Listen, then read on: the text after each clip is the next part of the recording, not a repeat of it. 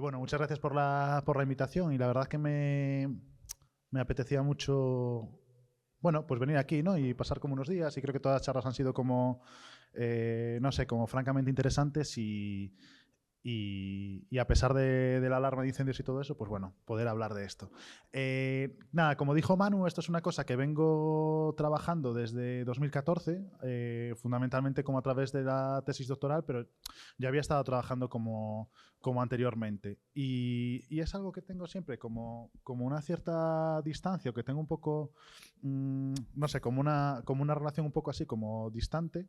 Y últimamente he estado trabajando bastante en ello, así que bueno, he incorporado como algunas cosas un poco a petición de Manu y eso bueno, para hablarlo con vosotros. Entonces, lo primero de todo, perdonad, el contexto y pensando cómo empezar y pensando un poco por qué me interesa esto, o sea, por qué desde la arquitectura también es necesario como hablar de la producción de la frontera contemporánea en el sentido más necropolítico del término y por qué me interesa a mí, ¿no? Porque como he dedicado, me he obsesionado con esto durante tanto tiempo. Y justo hay un cantante gallego que tiene una canción que se llama Sepe Tiaraju, que bueno, tiene como un estribillo que habla bastante de la historia colonial de España bueno, es un estribillo como así como bastante repetitivo, musical, y me dio que pensar en él, ¿no? Me dio que pensar en él en el sentido de cómo hacernos cargo de eso, ¿no? Y solo por el estribillo es este, ¿no? Como ETA no ha matado tanta gente como España. Algo que puede parecer una provocación, pero que si simplemente cogemos como un informe de Caminando Fronteras, esta ONG liderada por Elena Maleno, nos dice que únicamente en la primera mitad del año 2024, más de 5.000 personas han muerto llegando a las costas españolas, ¿no? Eso es bastante más que serían prácticamente como 2 o 3 veces el 11S, ¿no? Y bastante más que todos los asesinatos y las muertes provocadas por la banda terrorista. Esto simplemente por pensar un poco, ¿no? El trauma territorial al que nos estamos enfrentando, ¿no? Un poco por poner en escalas y el conflicto de ETA supuso tanto dolor que supondría un dolor constante así, ese goteo constante de dolor, desde los años 90 hasta la actualidad, ¿no? Eh, y luego esta frase, ¿no? Un Estado que no mata es un Estado que no vive. Y en este sentido, el Estado español o España, no me meto ahí como a la denominación que decía Diana por la mañana, pero realmente el Estado español, en términos de frontera, es un Estado, o sea, es un laboratorio de prácticas de vanguardia, probablemente porque sea el único Estado europeo con frontera física dentro de otro continente, ¿no? Que es algo bastante anómalo, es decir, que tiene frontera física dentro de África, en las ciudades autónomas de Ceuta y Melilla. Y tal vez por eso, desde los años 90, la frontera española se ha convertido en un laboratorio de prácticas espaciales que nos hablan bastante de cómo se está produciendo la frontera hoy en día y cómo se están produciendo como todas esas muertes. Entonces, un poco porque entendáis de dónde viene para mí como este interés o cómo aproximarse a esa situación aparentemente no arquitectónica desde una disciplina como en la que estoy formado, pues yo creo que estos dos anuncios de Bernard Schumi lo explican bastante bien, ¿no? Que para realmente apreciar la arquitectura tal vez necesites cometer un crimen, que esto quiere decir en función, que está relacionado con la otra imagen, la imagen es de Ropes and Rules, que en la medida que tu cuerpo, en la medida que tus acciones se alejen de la norma, la violencia que la arquitectura va a ejercer sobre ti va a ser todavía mayor, hasta el punto de poder matarte, ¿no? Entonces, a mí me interesa bastante entender cómo la arquitectura no únicamente, o sea, la construcción del espacio no únicamente está encarnada a través de los edificios, sino también a través de una serie de normas, de protocolos y de acciones que están encarnadas en los cuerpos y que condicionan muchísimo cómo nos podemos comportar en el espacio, ¿no? Entonces, esto es un poco como el marco general. Lo he dividido un poco, o me gustaría que me acompañaseis a través de diferentes episodios de La Frontera, y el primero tiene que ver con la línea, ¿no? Ahí, esperad, ¿eh?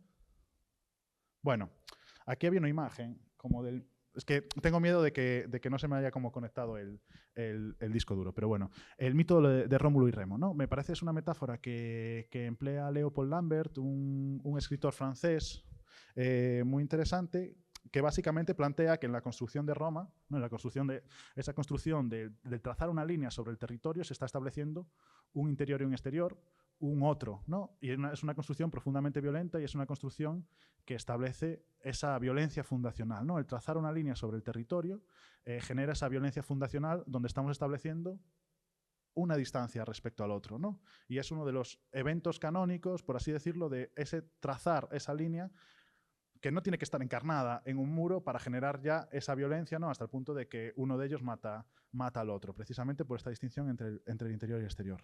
Pero hay otra, releyendo estos días y un poco preparando la presentación, y me hizo gracia porque justo al salir del auditorio de la ESDIR estaba como una réplica de esta escultura de Artemisa y la caza, y esto es una metáfora que usa Ignacio Mendiola. Ignacio Mendiola es sociólogo en el País Vasco y tiene un libro que se llama el poder y la caza, y que habla precisamente sobre la frontera desde el punto de vista de la caza de las personas, ¿no? Cómo la metáfora de la caza es perfectamente válida para entender las fronteras. Y me gusta bastante esta idea que plantea él en el libro, donde esa línea no es una línea que se trace por precisión, que esto es una de las ideas que dice Leopold Lambert, ¿no? Que la arquitectura, en el fondo, la línea siempre tiene un espesor, y ese espesor se materializa de maneras muy diferentes, ¿no? No es esa línea geométrica, sino que es una línea material. Y en ese espesor, que puede ser un espesor ínfimo en el mapa, o un espesor que me gustaría que contaros lo suficientemente amplio, pues se dan ciertas cosas.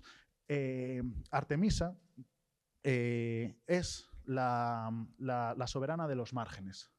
No, es la diosa que gestiona la soberanía en los márgenes. Es la diosa que separa lo que es la civilización de la barbarie, lo que es la ciudad de Lagros, ¿no? Y precisamente es ella la que es capaz de mantener a raya eso que está fuera, pero para eso tiene que adentrarse en los márgenes, o los márgenes tienen que adentrarse en ella. Entonces, ya es una metáfora mucho más porosa. Creo que es una metáfora que difumina muchísimo más la idea de esta línea, y creo que y a la vez plantear la frontera en términos de caza, como hace Ignacio Mendiola, creo que se ajusta bastante a la realidad biopolítica y necropolítica, ¿no? de la producción de la frontera. Pero bueno, vayamos a lo que vayamos. Esta es la frontera de una imagen que tomé en 2019 del barrio chino en Melilla. Uno de los pasos fronterizos, ¿no? de una ciudad. No sé si habéis estado allí, pero es una ciudad que prácticamente, a diferencia de Ceuta, que sí que hay un espíritu nacional como muy marcado, es una ciudad como mucho más aislada del continente europeo, mucho más aislada de España, pero tiene una situación también como una frontera terrestre mucho más potente. Todas esas imágenes de la frontera que vemos habitualmente son de la frontera de Melilla. Aquí, en junio de 2022, el paso de Barrio Chino lo veis, Benienzar es como el paso principal de cruce a Marruecos, pero el paso de Barrio Chino es un paso secundario, prácticamente, que no se estaba usando, se usaba únicamente como para, bueno, pasos comerciales como muy, muy concretos. En 2022 se produjeron una serie de muertes bastante insoportables, ¿no? Esta es la imagen de la masacre de Melilla, donde, a ver, tenía por aquí como para decir cómo bien las cifras, pero creo que estamos hablando de más de 23 muertos según unas cifras oficiales y más de 37 según las organizaciones no gubernamentales que los han identificado. Esto es más que el atentado de Hipercor.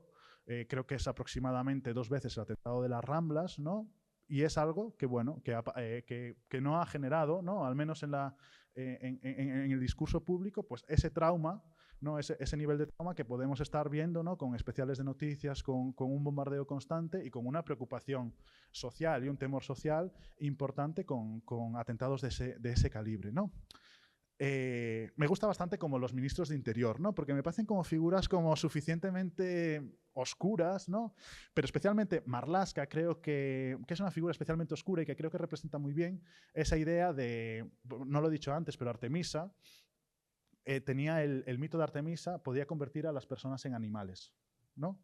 que creo que es algo que está presente en toda la producción de La Frontera, ¿no? Cómo la frontera deshumaniza, ¿no? Está desde la teoría de lo inhumano, pero también desde el derecho del enemigo, ¿no? Que es ese considerar un enemigo que por tanto puede ser sometido a niveles de violencia, a niveles de castigo superiores a las que se podrían soportar para una persona nacional o para alguien que tiene la categoría de persona. Y yo creo que Marlaska entiende bien lo que es el derecho del enemigo o esta idea de Artemisa, ¿no? Y porque él es el responsable último de la gestión de las fronteras. Y decía que básicamente que toda violencia es claramente injustificable, pero que en ningún caso no hubo muertos en territorio español, ¿no? Que actuaron con proporcionalidad, bajo plena legalidad y necesidad, y que no hubo muertos en territorio español. Claro, esto es una cuestión como a cuestionar y un poco esto es lo que estuve trabajando como los últimos años. Border Forensics estaba desarrollando una investigación sobre la tragedia de Melilla y básicamente una pregunta como muy boba que tenía que ver de si esas muertes ocurrieron en territorio nacional o no. Y me pidieron un poco si me podía como hacer cargo de esa pregunta. Y yo dije que no me podía hacer cargo porque realmente la documentación es muy poca, pero que podíamos intentar entender cómo se había movido esa línea soberana, se había ido moviendo al margen de todos los acuerdos soberanos o acuerdos entre países, ¿no? Como esa arquitectura casi como una duna se iba desplazando y funcionaba casi como un termómetro político de relaciones internacionales, pero materializados en la arquitectura, ¿no? Entonces, la frontera, que hasta es una frontera que se establece con disparos de cañón y que no tiene como una materialización real hasta los años 1970, que hay una epidemia de cólera y deciden hacer una valla de espino de 40 centímetros de altitud, ¿no? Hay fotos como, bueno, que se pueden ver perfectamente lo que suponía esa valla y simplemente era para distanciamiento social, ¿no? Pero en 1995 comienza a haber una presión migratoria y aquí es cuando comienza realmente todos esos laboratorios de espaciales de vanguardia, ¿no? Comienza como la creación de una valla que se va aumentando con alambre de espino, ¿no? Que tiene una condición mucho menos lesiva de lo que veríamos luego, una valla que se ilumina, y en 2005, después de una serie de presión migratoria grande contra Ceuta y contra Melilla, presión probablemente relacionada con tensiones entre España y Marruecos, comienza la construcción de una nueva valla, una valla que ya no es de 3 metros, sino que es de 6, ¿no? Pero que se duplica, o sea, que se retira. Si lo que veis, la línea del medio es un poco la línea soberana, esa línea trazada sobre la mapa. Es decir, todo esto, como estáis viendo, cae en terreno español, ¿no? Y comienza a crecer esta valla, ¿no? Comienza a replegarse y a ponerse en otra posición para que el propio cuerpo de los migrantes sea como mucho más difícil trepar.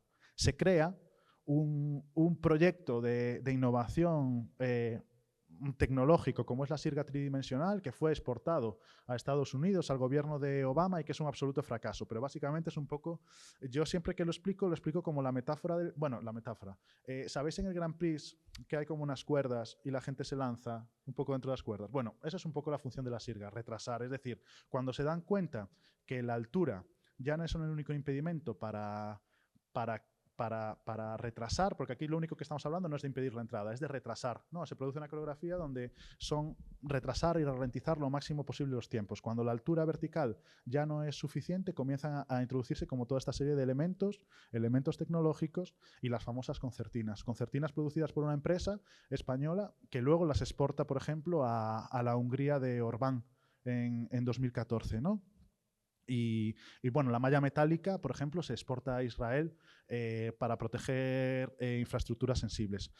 Como esto sigue siendo insuficiente, del lado marroquí comienzan también a aparecer como una serie de elementos y la valla va ganando complejidad, hasta que deciden que, bueno, que las concertinas, que sabéis que no tienen únicamente un carácter punzante, sino de desgarrar la carne y de marcar la carne, se considera que no se ajustan al derecho.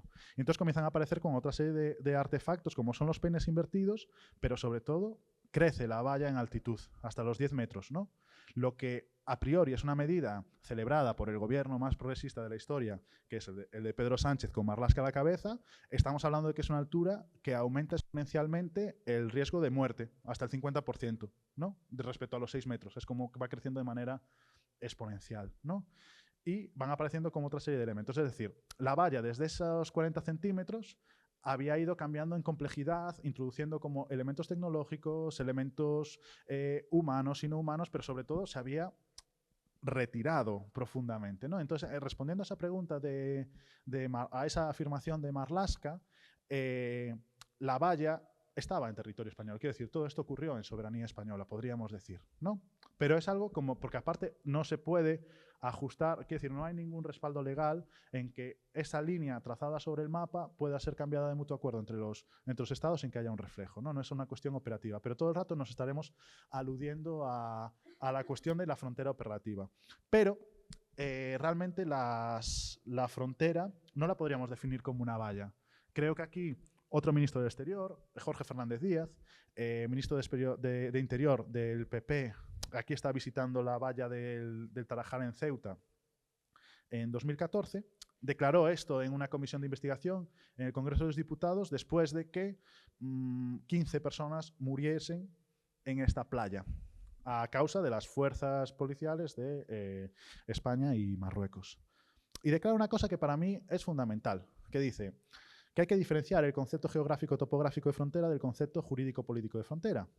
En el caso de la frontera terrestre es bien conocido, y si no lo conocen algunos, tengo el deber de informarles que la línea fronteriza en sentido geográfico estricto llega mucho más allá de las dos vallas, es decir, hasta dónde puede llegar esa línea, o incluso podríamos preguntarnos si sigue siendo la línea, la metáfora que define esa separación entre dos estados. Y mi argumento es que no, porque realmente si nos remitimos a toda la innovación tecnológica, armamentística, todos los relatos de defensa, de propaganda, etcétera, etcétera, que estamos viendo desde la Unión Europea, nos remiten a otro tipo de frontera. Una frontera que ya no se traza, ya no es una línea precisa en el territorio, sino que es una línea, por así decirlo, móvil. Y aquí es donde aparece como otro mito, que es el mito de Talos, que está en Jasón y los Argonautas. Talos es un autómata, es uno de los primeros autómatas, es un gigante de cobre que realmente no sé qué isla patrulla, pero básicamente es un autómata que patrulla alrededor de una isla griega, ¿no? Y cuando ve que alguien entra en esa isla o que alguien no está permitido, se encarga de ir junto a esa persona, abrazarla con su cuerpo, y como es un autómata y funcionará a carbón o no sé, bueno, como que dentro está a fuego, lo achicharra, ¿no? Es un mito que está en Jasón. Vale. Talos es también este autómata moderno. Este es un autómata que desarrollan en 2012, es un proyecto de estos grandes proyectos financiados por la Unión Europea que precisamente recoge o sea, realmente es un Transportable Autonomous Patrol for Land Border Surveillance System. Bueno, un dron para patrullar la frontera terrestre en un contexto como el de la crisis de refugiados tras la guerra en Siria, ¿no? Que teóricamente, os voy a poner un vídeo promocional del proyecto, pero básicamente replica, es decir, la frontera ya no es una arquitectura física estable y localizada en el territorio, sino que este gran relato tecnológico, armamentístico, nos muestra una frontera como muy diferente.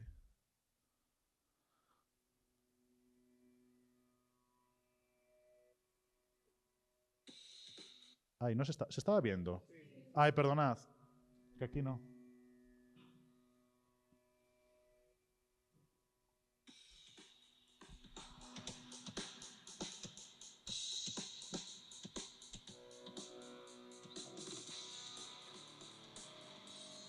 Ya veis cómo es un vídeo como cargado de toda la retórica de lo que podemos esperar de unas fuerzas del ejército, ¿no? O policiales.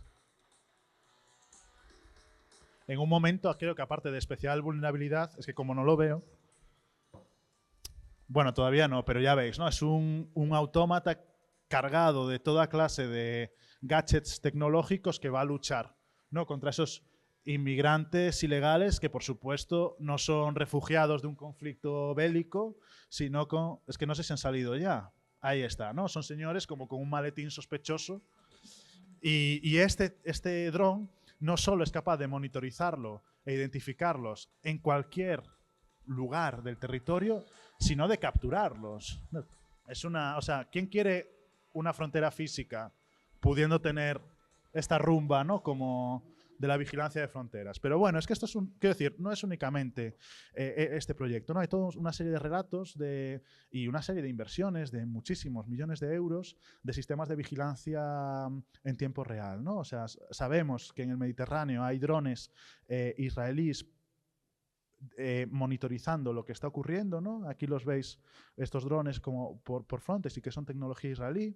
Sabemos que hay toda esta serie de ensamblajes de satélites, de patrullas marítimas, de monitorización autónoma, etcétera, etcétera, ¿no? Como a este volveremos hasta adelante, este SIBE, que es un sistema integrado de vigilancia exterior, que teóricamente son capaces de detectar cualquier embarcación que esté dentro del Mediterráneo, ¿no? Se controlan desde centros de emergencia, desde diferentes puntos, ¿no? Y nos daría una imagen parecida a esta. Entonces, cabe preguntarse cómo es posible, o sea, si existe esta tecnología, si esta tecnología es real, cómo es posible que sigan ocurriendo como muertes, ¿no? Y se sigan como...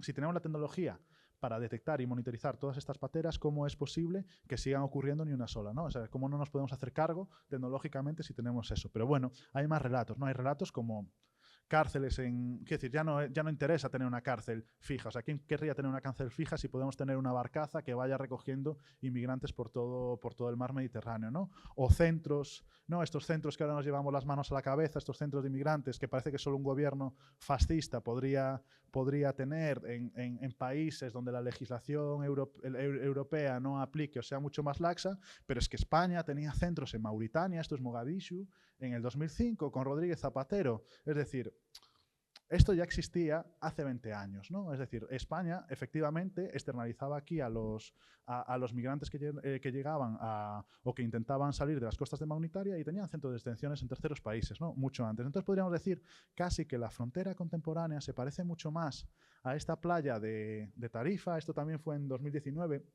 Yo estuve como, bueno, aparte como que me habían roto el corazón, entonces fue como un viaje como de 15 días en el estrecho de Gibraltar yo solo y como bueno, pues mapeando todos los espacios de frontera y para mí como que creo que era uno de los más representativos, porque aquí es exactamente intenté como buscar el mismo punto de vista de la primera registro, de la primera patera que llegó a las costas españolas, ¿no?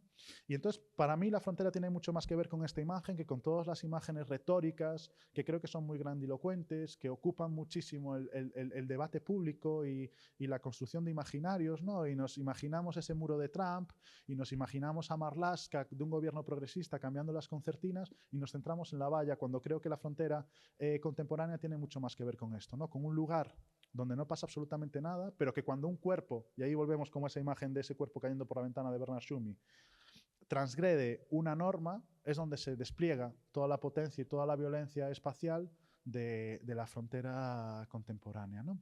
Para esto a mí me resulta bastante interesante esta como entendimiento de la ciudad que hizo Mike Davis, el geógrafo radical estadounidense de la ciudad de Los Ángeles. Es donde básicamente dividía la ciudad, estamos hablando del contexto de los años 90, en la ciudad de Los Ángeles, y básicamente nos habla como de en este diagrama básicamente nos habla de dos, más allá de Blade Runner se llama el libro, nos habla de dos polos opuestos. Por un lado están los scanscapes o paisajes absolutamente vigilados, es decir, recintos, paisajes, territorios donde únicamente aquellos cuerpos que tienen las condiciones exactas para estar en ellos pueden estar, pero no pueden alterar básicamente nada porque hay toda una serie de sistemas de vigilancia, es decir, todo se comporta según una coreografía, es decir, es un espacio público totalmente coreografiado y monitorizado. Y en el polo opuesto nos plantea las Free Fire Zones o zonas de disparo libre, que para mí la mejor metáfora es como la de un capítulo de The Wire, donde cuando no eran capaces de contener la droga y luchar contra los narcotraficantes en Baltimore Oeste, deciden habilitar un pequeño barrio, una serie de calles donde la droga sea legal, ¿no? Por así decirlo, es una zona de excepción donde operan otras reglas y donde ahí la violencia o la dejación de funciones que serían insoportables extender a la totalidad del territorio se pueden contener ahí, ¿no? Son zonas de excepción absoluta, zonas de libre disparo, donde la violencia puede ocurrir, etcétera, etcétera. Vale. Mike Davis nos dice a principios de los 90 que esto está separado por una serie de colchones. me gustaría demostraros que 20 años después estas dos zonas se han superpuesto y que no es tanto, no es una, por así decirlo, no es una separación topográfica de que haya barrios de un tipo y barrios de otro, o que haya zonas del Estado y zonas de otro, sino que van alterando en función precisamente, son esas acciones, son esos migrantes que están situados físicamente en un espacio que políticamente les es negado, es decir, que están transgrediendo todas esas normas que marca la civilización, Europa, total, y que por tanto, igual que el mito de Artemisa, pueden convertirse en animales, pueden convertirse en seres que pueden ser cazados y contra los que se puede desplegar una violencia que sería intolerable e injustificable dentro de ese estado, ¿no? Porque Artemisa precisamente transita entre esos dos mundos. Mi duda es hasta dónde llegan esos dos mundos. Pero bueno, volvamos a la playa del Tarajal. Sonido ambiente. No, pero volvamos a la playa del Tarajal, ¿no? Un espacio público con muy buenas calificaciones y muy buenas reseñas en Google Street View. Es decir, aquí lo que vemos es es un espacio público, te puedes bañar y al fondo, casi a modo de ruina, vemos una valla, o bueno, igual no se ve, pero al fondo hay una valla de 3 metros y un espigón que se mete como 10 metros en el mar, ¿no? Pero todo eso es una zona de acceso público. Yo estuve aquí, la gente dice que está muy bien y la gente se baña. O sea, quiero decir, no es un espacio, es un espacio público, no es un espacio a priori que asociemos a la frontera, no es una tierra de nadie, no es una zona militarizada, no, es un espacio público. Y esta es la valla. Una valla, ya veis, como es una valla simple, ni siquiera es como la valla que os enseñaba antes, es una valla como, bueno, prácticamente ridícula, podríamos decir, ¿no? ¿Cómo es posible entonces que en esta valla ridícula y en ese espigón que se metan 10 metros en el mar, mueran 15 personas y haya más de 30 heridos, perdonad, 200 heridos y varios desaparecidos? ¿Cómo es posible, no? En febrero de 2014, en febrero, a ver, bueno, es un vídeo, perdonad, es simplemente...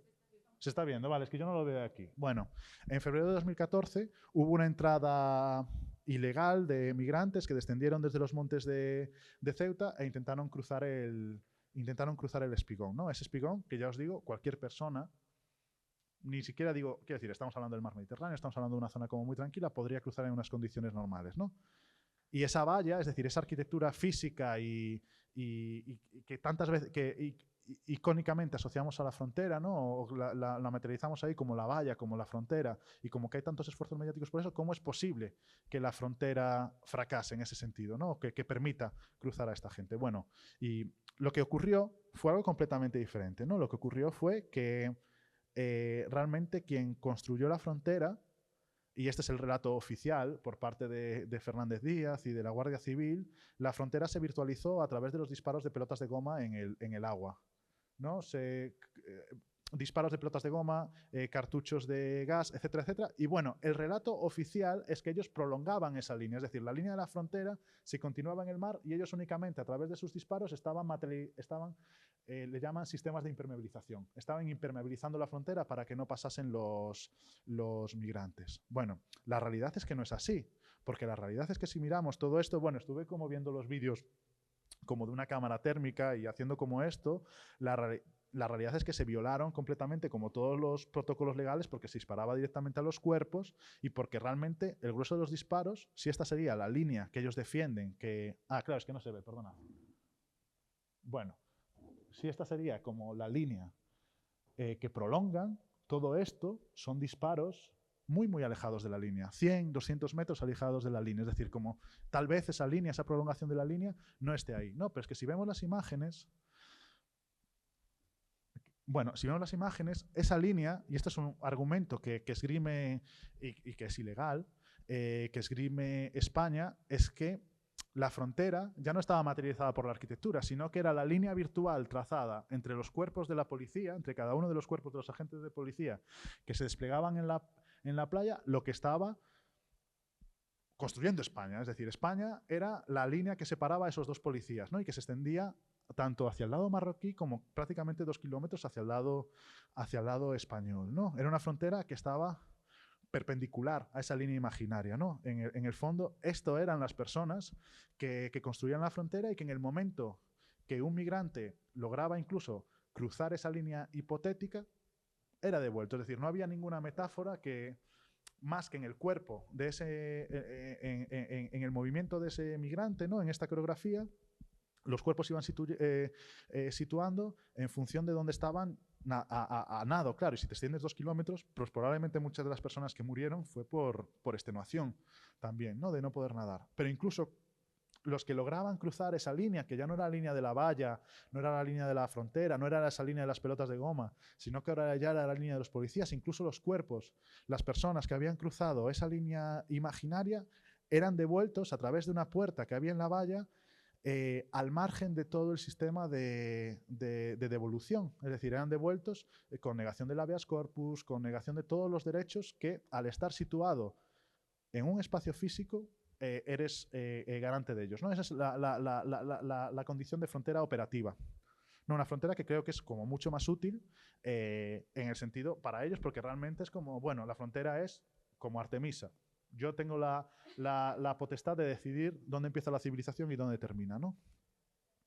Y bueno, todo esto simplemente por, claro, el registro y un poco esta idea de la contracartografía o la idea de poder ver esto, para mí es como muy evidenciador de qué está constituyendo realmente la frontera cuando todas las imágenes que hemos visto están grabadas a través de este sistema de integrado de vigilancia exterior. Un sistema que tiene radares, tiene cámaras térmicas, cámaras de detección de personas y que está situado prácticamente a 9 kilómetros de donde ocurren las cosas, ¿no? Es decir, está situado en la otra punta de Ceuta, pero está controlado desde Algeciras, es decir, está controlado desde otro continente. Es decir, ese movimiento de la cámara que va registrando, que va coordinando la operación de efectivos militares está hecho desde la Comandancia General de la Guardia Civil de Algeciras, es decir, en otro continente, ¿no? Entonces, de repente, si pensamos, y creo que esto también tiene que ver con lo que decía ayer Gema, de hasta dónde llega un edificio, hasta dónde llega la frontera, de repente comenzamos a esa línea, ese espesor de la línea, que ya no es la alambrada, ya no son esos 30 metros que os enseñaba antes, sino que empiezan a ser como todos estos ensamblajes, ¿no? De diferentes arquitecturas, diferentes cuerpos humanos, de diferentes protocolos y regímenes legales, que es lo que está configurando todo eso, ¿no? Y que va muchísimo más allá, como decía Jorge Fernández Díaz, de esas dos vallas, ¿no? Para eso quería como no centrarme únicamente en cuando hablamos de frontera, tenemos como muy asociado, pues precisamente como la valla y toda esa iconografía y todos esos relatos heroicos de esa arquitectura sólida, rotunda, de la entrada, de la Europa fortaleza, etcétera, etcétera. Pero hay una parte muy importante de la frontera, y aquí hay un autor que a mí me gusta bastante, que es Thomas Nail, que plantea la frontera como una regulación de flujos, es decir, lo habla en términos casi como de dinámica de flujos, ¿no? De flujos de entrada, de flujos de salida, y cómo todas estas operaciones, como veíamos, de la misma manera que se ponen concertinas para retrasar el paso de los migrantes y todo eso, en el fondo toda la frontera está operando casi como una regulación, una canalización del excedente de flujo, podríamos decir, ¿no? Porque aquí hay que ser como muy claros y muy pragmáticos en este aspecto. Este excedente de flujo es un flujo que no interesa porque no puede ser absorbido por las necesidades del mercado, ¿no? No es por una cuestión legal o no legal, simplemente es por el excedente de flujo. Todo ese flujo que es excedente, el sistema de la frontera lo que va a hacer es intentar retrasarlo lo máximo posible, ¿no? Retrasarlo, dejarlo en stand-by, dejarlo en loops constantes de entrada y salida hasta que sea asumible o hasta que sea finalmente deportable, ¿no? Entonces, para mí es útil ver cómo funcionan las arquitecturas de la frontera a través de los centros de internamiento de extranjeros, ¿vale? Aquí, bueno, precisar un poco cuando hablo de centros de internamiento de extranjeros, bueno, como centros de detención, centros de internamiento, no me quiero referir como a las diferentes categorías legales que hay, ¿no? Porque el CIE sí que tiene como una condición, pero hay como muchos otros, arquitecturas vinculadas al internamiento de personas migrantes que no se rigen bueno, que tienen otra condición, ¿no? Entonces, para mí es muy interesante ver el funcionamiento real, ¿no? Porque realmente estos son unos centros que funcionan para gestionar la salida y para la expulsión de migrantes irregulares en el Estado español, ¿no? Pero hay una evolución que aquí ya concibe el territorio de una manera como muy concreta y que va respondiendo a las necesidades concretas de cada momento y va creciendo. Si al principio veíamos que únicamente había en Madrid y Barcelona y en Barranco Seco, en las Islas Canarias, cuando comienzan a llegar migrantes a las costas de Andalucía, comienzan a aparecer en Murcia, comienzan a aparecer en Valencia, ¿no? Todo lo que es el Mediterráneo comienza a trufarse de todo esto, ¿no? Y va creciendo constantemente y se van construyendo más y más centros de internamiento de nueva planta, es decir, edificios al uso a través de una licitación, etcétera, etcétera, para responder a esta creciente demanda. Es decir, como que es una infraestructura que se va especializando y que realmente lo que va haciendo es como convertirse en centros de acogida, ¿no? Es decir, los migrantes que llegan a las costas españolas son destinados allí, es decir, y se invierte el flujo, ¿no? No sé, y realmente hay una cuestión que me parece como bastante bueno, como bastante clarificadora de eso, de que el ratio de expulsión de migrantes que pasan por estos centros es inferior al 50%, ¿no? Es decir, como que no funcionan como centros de expulsión, no están para eso, simplemente están para retener a la población y también, volviendo a la lógica de la caza y volviendo a todo eso, para marcarlos, porque las condiciones espaciales que se dan en estos centros son inferiores a las de una cárcel. Es decir, son condiciones espaciales como muchísimo más lamentables, hasta el punto de que, por ejemplo, el CIE original de Barcelona, que estaba en unos sótanos de una comisaría, se cierra porque las humedades y la falta de mantenimiento de esas instalaciones hace que se puedan, que revienten una pared por las condiciones de humedades y se fuguen de allí unos presos, ¿no? Pero es que en el CIE de Capuchinos había plagas de pulgas, etcétera, etcétera. Es que había sótanos de comisarías donde estaban internados las personas migrantes de manera tal. Es decir, el centro de per se tenía también como una condición de castigo, ¿no? En el sentido como más físico de la palabra, de marcar a los cuerpos que pasaban por allí y de disciplinamiento, ¿no? Pero hay centros de todo tipo. Claro, cuando llega la crisis, y lo interesante de esta infraestructura, que es territorial y dinámica, es que cuando termina un poco la presión de los años 2005-2008, eso se reduce. Es como una infraestructura territorial que de repente se reduce enormemente, ¿no? Pero siguen existiendo. Y me gustaría que nos centrásemos en una situación que ocurre prácticamente a la vez, y para que tengo como que citar al tercer ministro de Interior, que es Zoido. O sea, ¿no? Estaba Fernández Díaz, ahora Zoido y luego Marlaska. Bien. Zoido, que era andaluz, el CIE de Capuchinos es un CIE que bueno, es como una historia de terror por todo lo que ha ocurrido ahí, ¿no? Desde pulgas, trata de personas, violencia sexual, etcétera, etcétera, y muy malas condiciones de edificio, ¿no? Un poco. Y estos edificios prácticamente son edificios anónimos, es decir, no se conoce prácticamente nada de estos edificios y de alguna manera se han ocultado a la vista pública o nunca se han promocionado. Claro, de repente en 2017 se mueve, ¿verdad? Bueno, el ministro del Interior publica en sus redes sociales un vídeo del nuevo CIE se está moviendo, ¿verdad? El nuevo CIE de Málaga. Y es una representación arquitectónica que va recogiendo en su detalle todas y cada una de las críticas que desde el Defensor del Pueblo, de las organizaciones de derechos humanos, se estaban haciendo a los centros de internamiento. Que las ventanas estaban tapiadas para que no se pudiesen ver, que había barrotes, que no había espacios de disfrute. No, es como un vídeo como muy detallado de un centro, bueno, realmente agradable, ¿no? O sea, con espacios interiores de calidad, ni una sola barrote en las ventanas, luz, canchas de baloncesto, bibliotecas, ¿no? Porque se critica mucho de que como el régimen que tienen es más parecido al de un calabozo que el de una prisión, todos esos equipamientos en los CIEs no los hay, ¿no? Incluso esta imagen de una habitación se corresponde tal cual con los estándares demandados de lo que debería ser el estándar de una prisión, enfermería, etcétera, etcétera, ¿no? Entonces, dices tú, bueno, ha habido un intento por evolucionar esta tipología arquitectónica que siempre se ha comparado a una prisión, pero de repente dando como muchísimas garantías espaciales de que eso va a ser, ¿no? De que, bueno, vamos, y aquí también entra la perversidad, es decir, ¿hay que asemejarse a una prisión y hay que asemejarse a una prisión en estos edificios o hay que cuestionar la propia existencia de estos edificios? Bueno, saliendo de este debate, que tampoco quería entrar en el caso, es que prácticamente esto se publica a finales de 2017 y en diciembre de 2017 una prisión de máxima seguridad, también en la provincia de Málaga, es habilitada, que aún no había sido usada como prisión, es habilitada para acoger a unos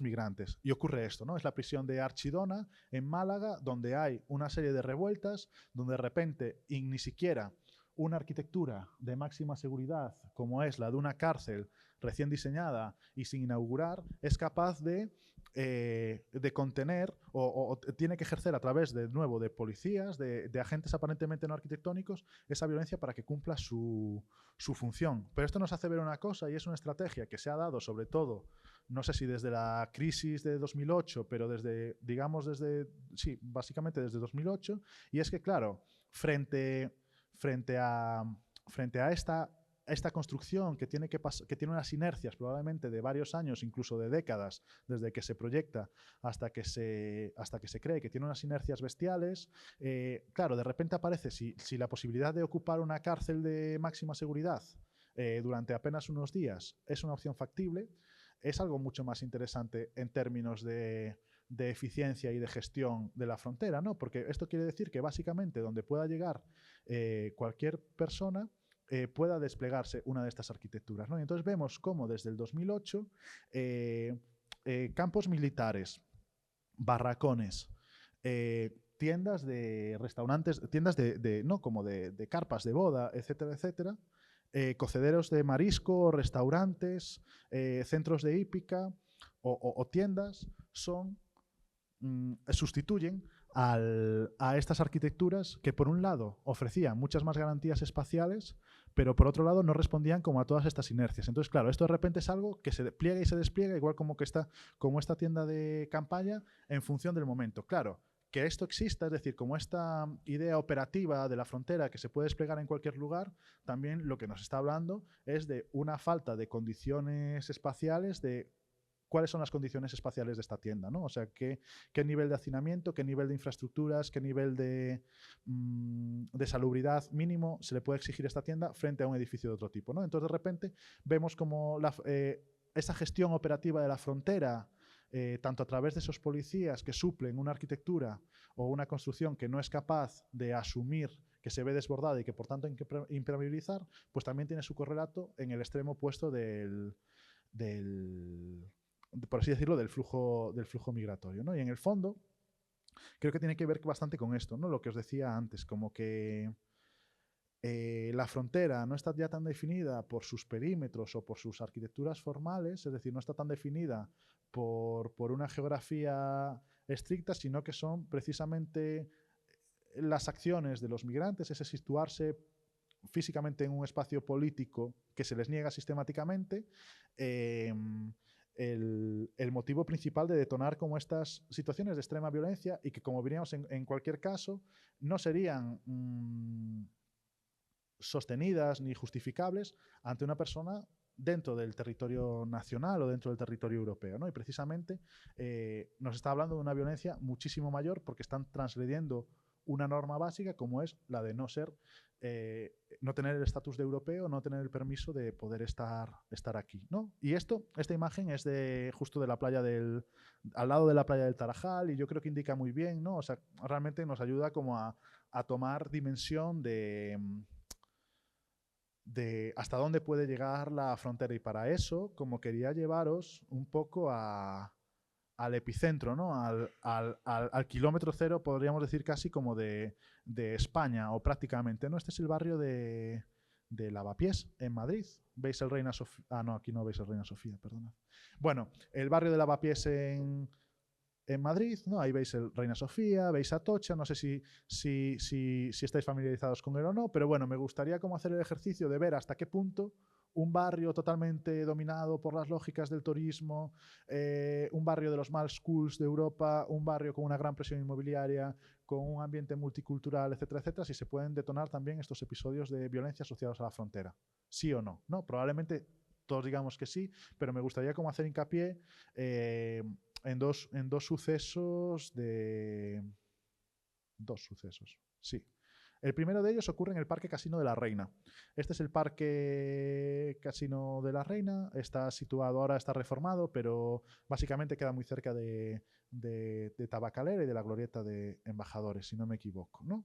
Un parque, una cancha pública para jugar a deporte, y el otro es la calle del Amparo número 12. Bueno, la calle del Amparo, una calle donde ahora está, pues habrá, creo que hay como sitios de brunch, cafés de especialidad, etcétera, etcétera, pero no, una calle residencial en el otro extremo del barrio, ¿no? Bien. Y vamos a ver cómo aquí también, en estos espacios cotidianos que todos transitamos, qué puede ocurrir en ellos también, ¿no?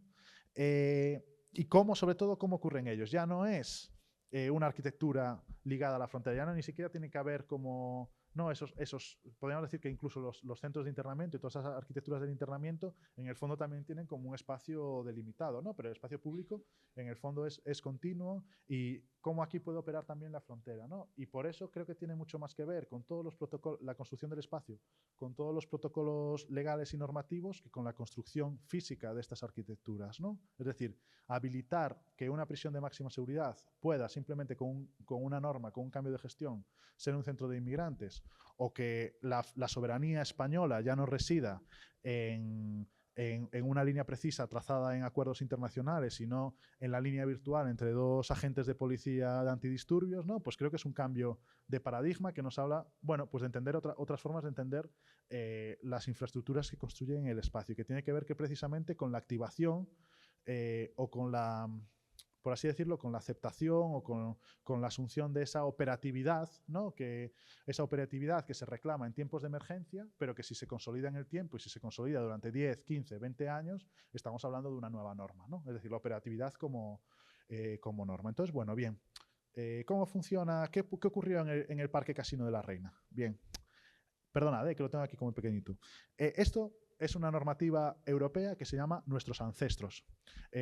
La operación Mos Maiorum. No, perdona, no es una normativa europea, me equivoqué. Es una operación policial conjunta que se llama Nuestros Ancestros, Mos Maiorum.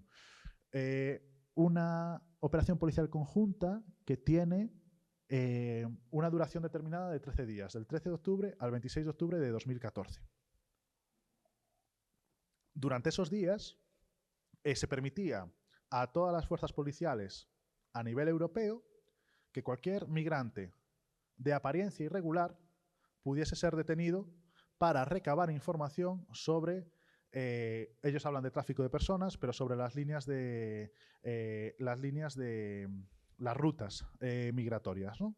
De repente una operación policial conjunta activaba que cualquier persona con apariencia de migrante irregular pudiese ser detenido, pudiese ser llevado a dependencias policiales y pudiese ser interrogado, independientemente de su condición. Aquí de repente vemos como un cuerpo, ¿no? Ese cuerpo de repente, su apariencia es un motivo para que el espacio cambie radicalmente respecto al resto, ¿no? Por cuestiones raciales, por cuestiones, etcétera, etcétera, ¿no?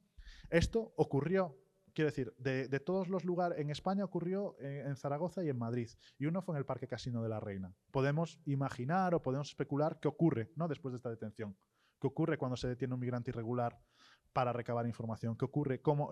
Si eso le afecta a después, o si simplemente ya el hecho, ¿no? O sea, igual no tenemos que cuestionar ni siquiera lo que ocurre después, sino cuestionarnos el hecho mismo, ¿no? De que se pueda, por esa apariencia irregular, detener a una persona, ¿no?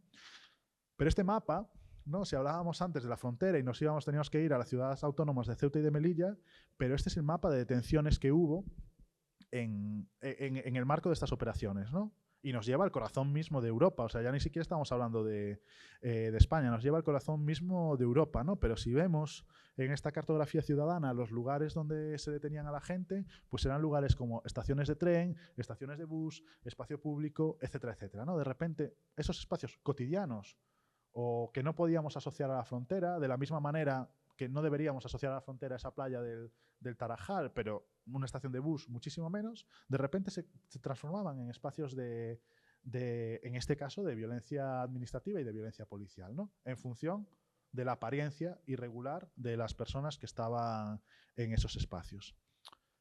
Y por terminar, me gustaría como llevaros a la calle del Amparo. En 2012, para que veáis también un poco cómo funciona las lógicas de la frontera, ¿no? Incluso los propios policías, claro, la violencia, quiero decir, ¿es tolerable el mismo grado de violencia que veíamos en la playa del Tarajal que en una calle de Lavapiés? Podríamos decir que no, ¿no? Probablemente no nos imaginamos a 200 efectivos policiales o a 100 o a los que sean desplegando, ¿no? Como botes de humo, munición irregular, etcétera, etcétera, aquí en este barrio de Madrid, ¿no? Pero en 2012, aquí sí que no tengo la fecha, voy a sacar el sonido porque es un poco bueno, puede como... Y si os... Bueno, mejor lo saco, perdonad. Bueno, ¿qué ocurrió aquí? Bueno, ocurrió un suceso como bastante salvaje, ¿no? Donde un mantero de repente es detenido por una persona que lleva un uniforme, una camiseta de los Boston Celtics, ¿no? Una camiseta de los Boston Celtics, un policía de paisano de repente se transforma se encarna la frontera, casi como a mí me gusta como el agente Smith en Matrix, ¿no? ¿Sabéis? Encarna la frontera, ¿no? Encarna la frontera y despliega una serie de, bueno, totalmente irregulares, ¿no? Como puede ser una porra extensible, y pega disparos al aire. Pega disparos al aire en un momento que se produce una reyerta, ¿no? Pero realmente es esta ubicuidad, podríamos decir, de la frontera contemporánea, que no tiene tanto que ver con unos espacios determinados, o sea, opera en otras lógicas completamente diferentes, donde todo el espacio es susceptible de en un momento determinado de asumir una violencia intolerable de este tipo, ¿no? Hacia una persona en este caso que, que decide exponerse, ¿no? O sea, un mantero, pues realmente decide como ocupar el espacio público, ¿no? O sea, decide intentar acceder a un espacio público que sabemos que les es negado y que no tienen esa capacidad, pero decide acceder a él, y vemos aquí perfectamente cómo se despliega esa violencia injustificable, ¿no? O sea, si nos vamos 5 años después, sabemos lo que ocurrió en 2018, ¿no? En Lavapiés también, con la muerte de otro mantero en una persecución policial. Pero creo que este ejemplo, aparte de que está documentado y que creo que eso también nos permite ver, a pesar de lo insoportable que puedan ser las imágenes, nos permite ver cómo opera, pero para mí el ejemplo está en esa porra extensible, ¿no? Y en ese policía de paisano, ¿no? Dos aspectos como invisibles, ¿no? Y que están ahí, o sea, que pueden detonarse ahí si una persona es... pues transgrede, ¿no? Como ese espacio. Y entonces la violencia, ya os digo, es una violencia totalmente injustificable en términos espaciales, en términos policiales, etcétera, etcétera. Pero aquí de nuevo Artemisa, ¿no? En su capacidad de extender los límites entre la civilización y la barbarie, Artemisa encarna a ese policía, a esos policías de paisano que consideran que pueden disparar al aire, ¿no? Y que pueden como agredir y generar como esta situación, ¿no? Entonces, si volvemos un poco a esa... Para cerrar, creo que son justo las 5. Si volvemos a mm, esa promesa, ¿no? Esa promesa que desde grandes discursos propagandísticos, militares, de defensa, tecnológicos, de una frontera totalmente desterritorializada y automatizada, ¿no? Donde no hubiese como esta clase de situaciones, ¿no? De mancharse las manos, ¿no? Que en el fondo es lo que vemos ahora con Meloni, pero vemos con, ¿no? Con todos los procesos de externalización de fronteras que se están dando, que un poco es esa idea de no mancharse las manos, y qué mejor que una tecnología, ¿no? Un robot, una rumba, para no tener que nosotros como barrer, ¿no? Para barrer nuestras fronteras. Para mí creo que ya está, o sea que la frontera ya está totalmente desterritorializada, pero no a través de todas esas innovaciones tecnológicas, sino fundamentalmente a través de esta normalización de la excepción que hace que se pueda convertir en animal, como hacía Artemisa, ¿no? Convertir en un ser inhumano o menos que humano a alguien que decide transgredir esas normas, ¿no? O sea, frente a estas fronteras, ¿no? De nuevo volver a la playa de Tarifa, donde llegó el primer muerto, y imaginar una frontera así, un mar en calma, y que en cualquier momento dado sabemos que que puede detonarse esto como un espacio de frontera. Y nada, gracias.